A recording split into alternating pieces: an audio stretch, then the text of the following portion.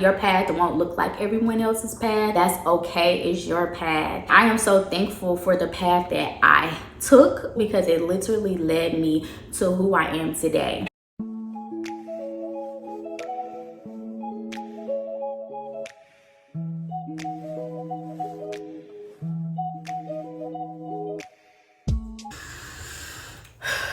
Hello beautiful people, welcome back to my YouTube channel. Today we will be discussing my career journey and how I went from RN to PhD. At the bottom of this video it will be timestamps of my journey, so if there's any point that you're interested in, you can just click that little timestamp and go straight to that part. This will be a little lengthy video because I just want to make sure that I'm giving you all of the details on how I kind of navigated through the educational arena and how I landed on PhD. First things first is why nursing. So when I was thinking about what I wanted to be when I get older, my mom, she said to me, you need to do something that is gonna make you money. You need to get a return on your investment.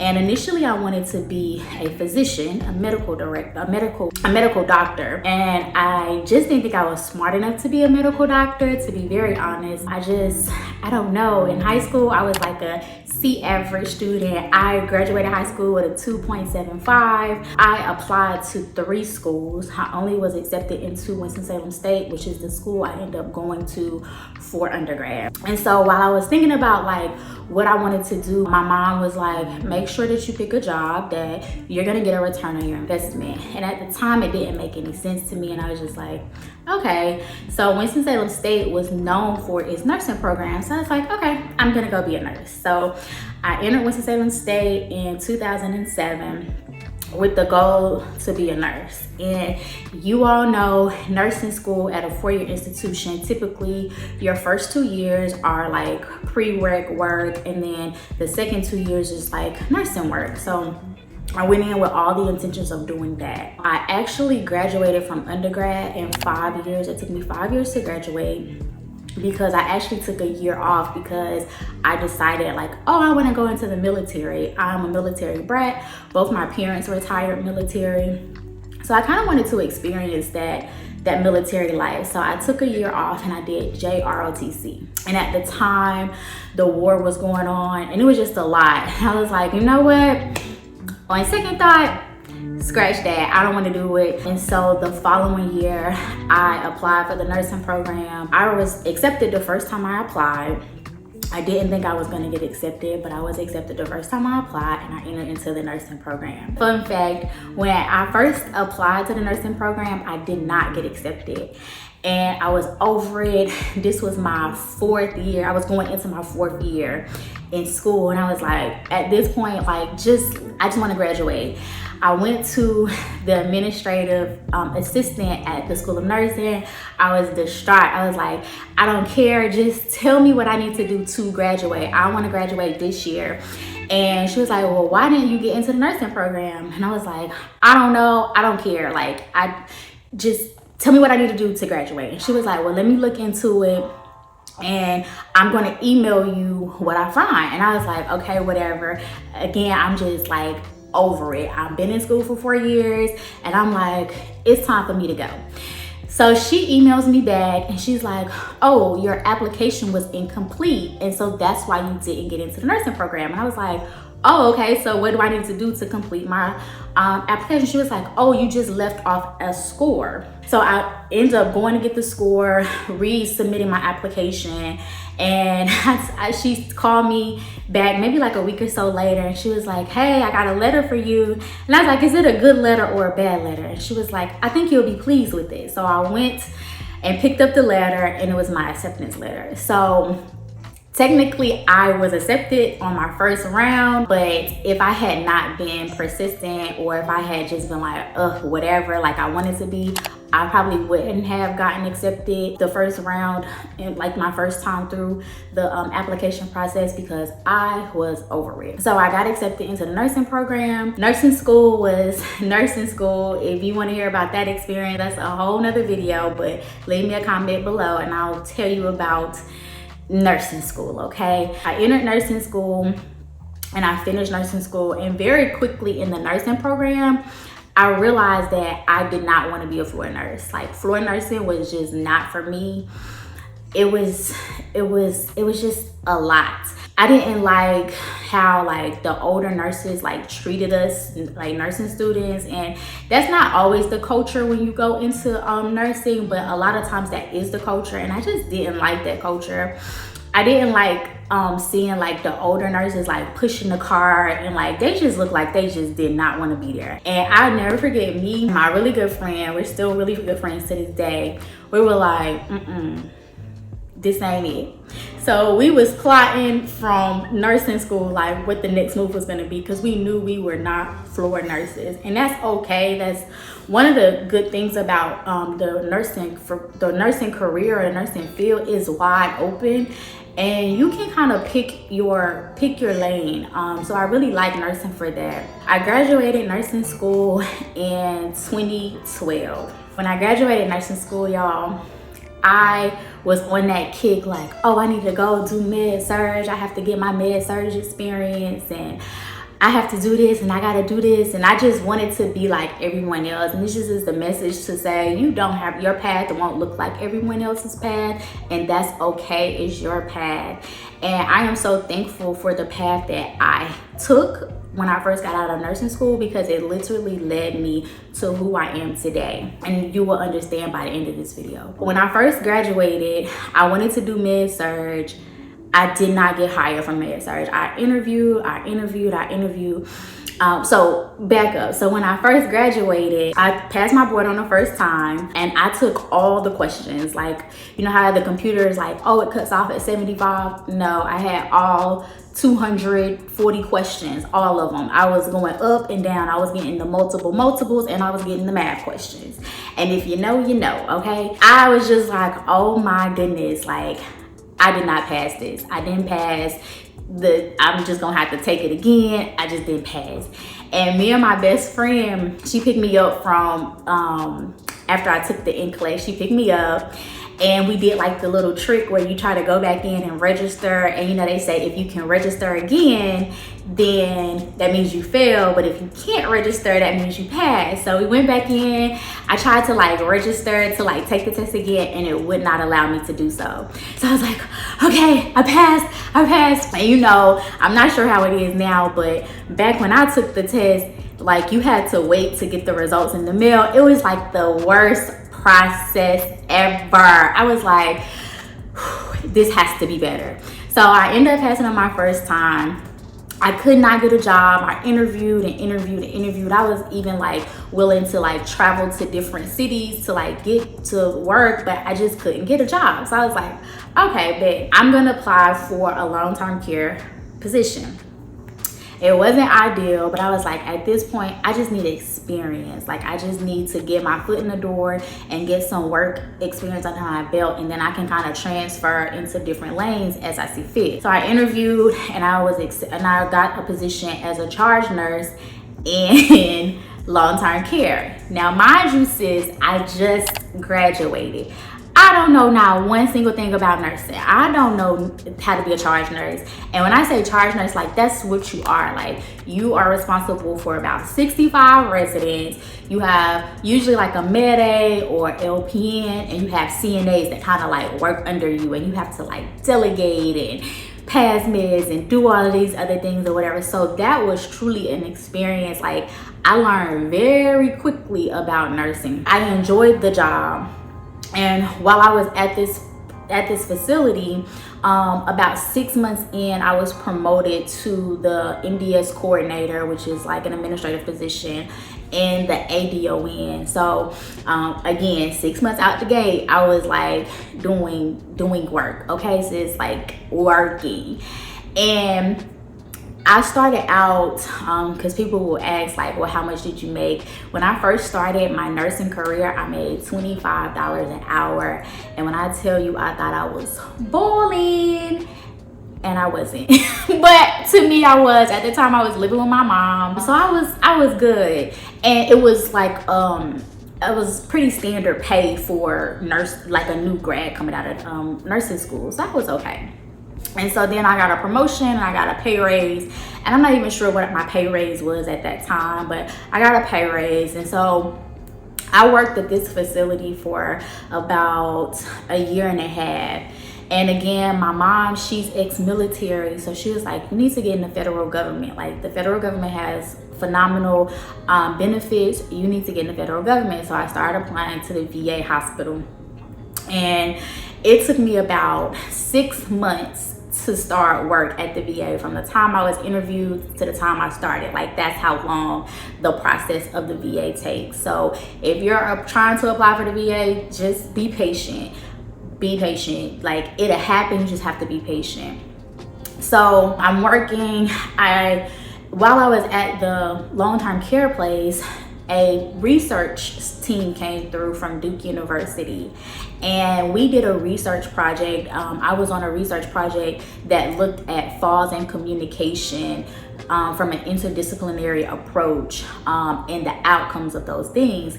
And I was like hooked. Like, I loved research. Like, I was like, oh my goodness, I really like research. Because, you know, in nursing school, you're like, research is so like, I don't feel like doing all that writing, that reading.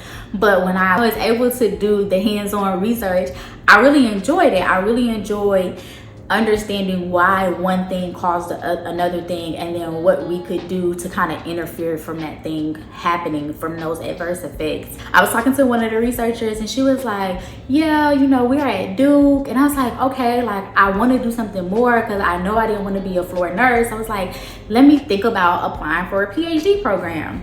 And she was like, yeah, you should do it. And she was phenomenal. She helped me the whole way through. So I was like, all right, bet. I'm going to apply for a PhD program at Duke University.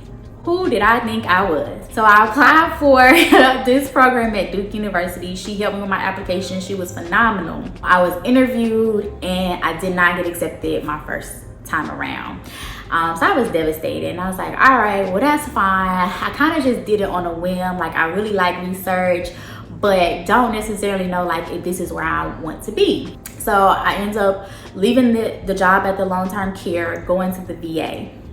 I literally hated the VA. The VA, if anybody works in the VA, you know, the government just be moving at their own pace. And if you come from private, you're not used to that flow of things. So I hated the VA, and I was like, okay, I gotta do something else, because this ain't it. I gotta do something else. And by this time, I think it was maybe like 3 years into my career, and I was like, okay, here we go. So I'm getting ready to, I was starting to look at schools to apply to, and I was looking at going back to school to get my MBA, and then my MHA, my master's in nursing, and then my master's in business administration. And one of my other homegirls told me about a program at Winston-Salem State University, which was the school I graduated from undergrad.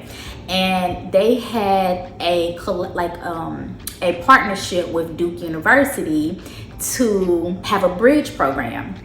And what the bridge program consisted of is you would get your master's degree, and then you would bridge over to their PhD program, which was an amazing program. So I was like, okay, let me apply. I applied for the program, and I was accepted. I was like, oh my gosh, like, it was such a full circle moment, because I had applied to Duke University's PhD program maybe like a year or so earlier, and I was not accepted. And I was like devastated. And so now here I am in this program through Winston-Salem State that will bridge me over to the PhD program at Duke University. I entered this program in 2015, and the bridge program was a really great opportunity. They actually don't offer this program anymore, which is really a shame, because it really was instrumental in giving minority students an opportunity to learn about research, and trying to get your feet wet, understand what research is and how research impacts nursing practice. I was accepted into that program. It was a full ride scholarship.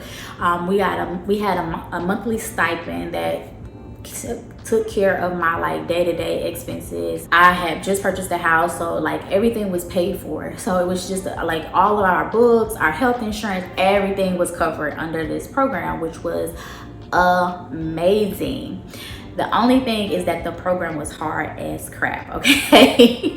Because with the program, so I took the clinical track, and so that's how I got my nurse practitioner license, is because I got my master's in nurse practitioner and family nurse practitioner, as a family nurse practitioner. And so you took that course, which is a very rigorous course anyway, and then you took additional research hours.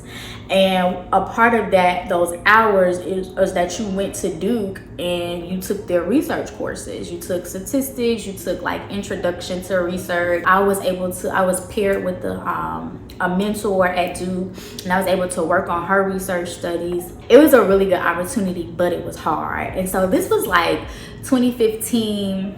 I started the program in 2015. As I'm going through the program in 2016, I'm still in my master's program, and my brother passed unexpectedly. When I tell you, shook my world, shook the foundation that I was standing on. So I was like, listen guys, I can't do it.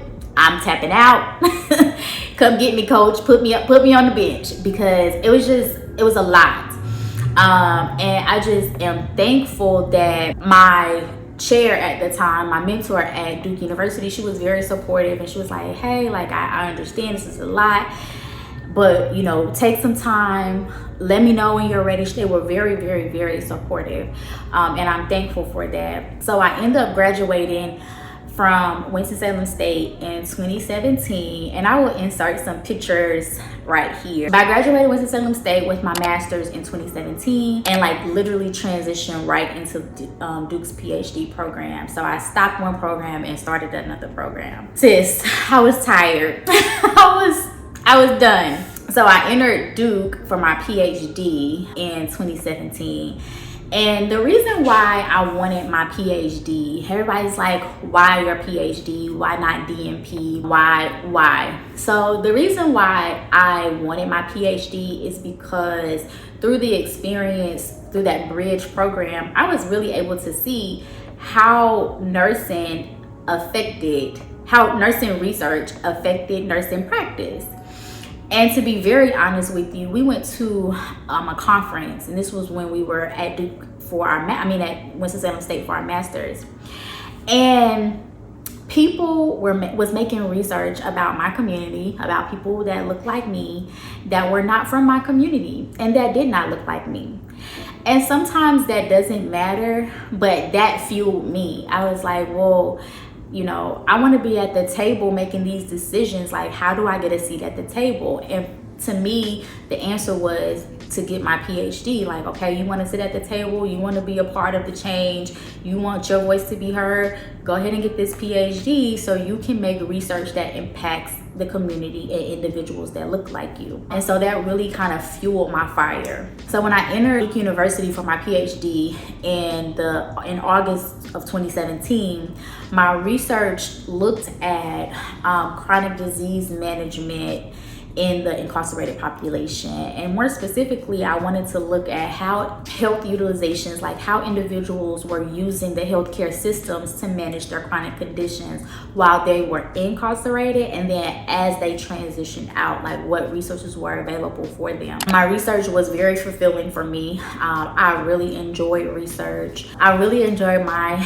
experience at Duke University. It was an eye-opener experience. It is quite different from an HBCU, but it was an experience that I wouldn't trade for anything. I'm actually going to make another video on my experience between a PWI and an HBCU, because there is a difference. I went through the program at Duke. I entered in 2017, and then COVID hits in 2020. Of course, you guys know COVID shuts the world down, and I'm like, oh my goodness. But COVID was a really good opportunity for me to like take some breaths and just be like, what do you want to do? Like, your time is ending, school is over, because at this point you have a PhD and you can't get no higher than that. Like, the PhD is the highest you're gonna go. So what else do you want to do? Like, what are you trying to accomplish? And it was really like a surreal moment. Like, I enjoy making my own schedule, because at this time I was doing dissertation writing, so I was kind of waking up when I wanted to wake up and going to the gym and cooking. And it was really a nice break from the rat wheel I had been on for the last 4 years. And I really enjoyed it. I was like, oh, this is amazing. Like, I want to do this. And I was reading this book called Rich Dad Poor Dad. If you haven't read that book, it's an amazing book. It really changed my perspective on money, finances, career decisions. So I was like, okay, like, how can I use all of what I have to like make a boss move for myself? So I'm like, I got it. I am going to buy a business. Y'all, I don't know where that idea came from. It just pops in my head out of nowhere. But when I tell you, when it popped in my head, I grabbed it real quick and ran with it. Because once I got in my mind, it was like, okay, this is what we're doing. That's what we did. So I started to look for businesses before I had even graduated. I graduated in May of 2021. And I started looking for businesses like earlier that year. Sorry, that's my refrigerator, if y'all can hear that. But I started looking at looking to like buy businesses through business acquisition in like January of 2021. I was like, okay, what do I want to do? And I saw a spa that was for sale in a really nice city that's close, like in North Carolina. I was like, okay, I'm gonna do this. And so lo and behold, that was in January. I closed on my business in December of 2021. I graduated in May 2021 and I closed on my business in December 2021. If somebody would have told me like, oh sis, you gonna have a business, I'd be like, not me, not me. I never wanted to be an entrepreneur. Like, I never thought like, oh, this is the path for me. I never thought that. So it's really just it seems so foreign to me that here I am, a whole business owner, a whole entrepreneur, because I'm a clinical girl. I'm nurse through and through. Like, I see things black and white. And in entrepreneurship, it is so much gray that it just be like, ooh, child, black or white, yes or no. And it's just not like that in entrepreneurship. So I ended up buying a business. At the same time I had my business, I knew that I needed to work. And at the time I was over academia. Like, again, Duke was an amazing experience and I would not trade it for the world, but it was a lot to deal with for me as a minority student. It was a lot. So I went back and I was over academia. I applied for a postdoc and I didn't get accepted. And I was just like, okay, well, maybe this is God's way of saying like, this is not what you should be doing. So I didn't even apply for any more postdocs. I took my boards for my family nurse practitioner in 2017 when I graduated. So I was a nurse practitioner in 2017. Although I hadn't practiced because I went straight into that other program, I didn't practice as a nurse practitioner, but I had my license. And so I was like, okay, let me try to like get some nurse practitioner experience under my belt, because you never know, like I don't want to feel like I wasted my time getting a degree that I didn't necessarily use. So I applied for a nurse practitioner job. I actually had like several nurse practitioner jobs. I had to kind of let those go. So the first nurse practitioner job I had was doing like home assessments. And the pay for that was okay, especially for a new grad, like, because technically I was a new grad because I didn't have any work experience. And so they would pay me $80 an assessment. They would give me gas. They would give me like a daily allowance of $40. And then I would get paid $80 an assessment. And I would see about 8 people a day. So the money wasn't bad. What the bad part was for that job was you were going into people's spaces. I did not like to be in somebody else's space. Like, you just never know what's gonna happen. That was always very uneasy for me. And I was like, the first opportunity that I get to get out of this, I'm out. And so I worked there for maybe like 3 months or so, just to kind of build some money up. And then I was like, okay, I'm done. And I applied for again, long-term care. That's my background.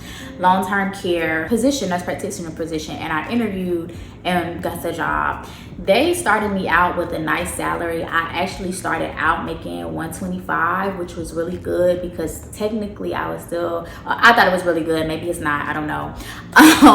But I thought it was really good because technically I was a new grad because I didn't have any experience other than like home assessments. So they started me out at $125, which isn't bad. So I was like, okay. So I'm working this job and I am managing a business, which is not a small task. Like, it's a lot. So that is the story on my career journey. Like, I started as an RN. I knew that RN, like being a floor nurse, wasn't something that resonated with me. I just couldn't see myself doing it. I applied for a bridge program that allowed me to get my master's degree and bridged me into a PhD program. I graduated my PhD in May of 2021, and then I purchased a business in December of 2021. And here we are today. If I could take back anything in my journey, what would it be? I don't think I would take anything back. Like, I think that every experience I had, good, bad, or indifferent, really like led me to this point. And as you're traveling through your journey, like, that's really a thing that you have to remember. Like, everything matters, everything counts, and everything that you go through is building character for the person that you will be and the person that you will need to be in the next phase of life. So I wouldn't take anything back. I love my journey. I love all of the ups and the downs. I love all of the people that I met along the way. It was truly a blessing to be able to maneuver my career the way I maneuver, and it's still not over. Like, I still have so many ideas and there's so many possibilities on where my career can go. Right now in my business, I purchased my business. It was a day spa, and I knew, again, being a nurse practitioner, I could offer more medical spa services. So now my businesses are offering medical spa services. We do like Botox, IV hydrations, we do medical weight loss, and that was all because my nurse practitioner license opened the door for me to be able to do that. So I'm truly thankful. One day I am going to use my PhD, and I think that I use my PhD in day-to-day. Like, I think my PhD really allows me to look at things on a bigger level and on a bigger scale to see like where the pieces fit in. I laugh at myself all the time because I'm always like, now theoretically, what's the theoretical like framework? Like, what do you want this to look like? And then how does this translate to practical? And that's PhD all day. PhD is very general, and then pulling it down to kind of apply it to where you are right now. So I absolutely think my PhD has helped me as an entrepreneur for sure. Having that PhD behind your name, my name is Dr. Nicole Calhoun. It opens doors. People say, oh, she's a doctor. And you know, it gives you like that stamp of approval. And unfortunately, it matters. It matters that you have those credentials behind your name. So that is my career journey. I thought this video was gonna be a little longer than what it was. I hope I didn't ramble too much. I hope you really enjoyed it. Please like, comment, and subscribe if you like content like this so I can make more content. Thank you so much for watching to the end. Bye.